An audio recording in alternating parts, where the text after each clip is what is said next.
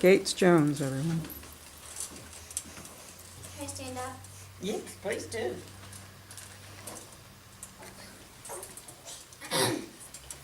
Colonial life. Colonial people were strictly bound to certain practices. The colonial churches tried to control their congregations, restraining them from doing anything out of the ordinary. There was little to do besides church on Sundays, since service could last up to 5 hours long. Misbehavior such as smiling, whispering, and sleeping could result in serious scolding, similar to a slave in Egypt. Families were compelled to sit apart, which more often than not led to hostility. Not a soul departed from the room until the minister and his wife had exited.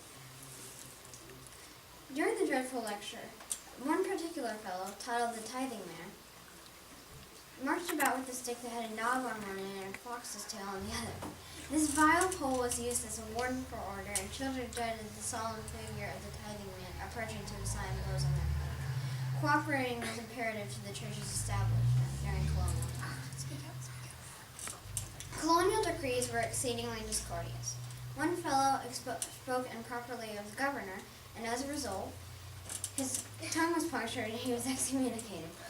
Students who made trouble in school were whipped, while pupils who weren't diligent were forced to wear either a dunce cap or a card, which hung around the neck. When somebody whispered in class, they had sticks shoved down the throat. However, not many creaking criminals were wedged into iron hotels. The probable punishment was wanted to cause public shame. Because of the disrespect toward the citizens, that government hoped to keep control of the community. During colonial times, the diseased Jacksonvilles were constantly clinging to life. Numerous people presumed that witches cast spells which caused viruses.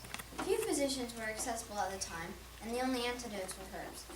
One concoction was so unappetizing it was dubbed Devil's Dye. Another medley was burned to a tea. Even the thought of this repulsive brew could cure on cue. If you were stricken with the fever, you would most likely find a vampire in the form of a barber approaching to release the sickness from your veins. Because of these and many more remedies, people postponed their deaths for a while longer.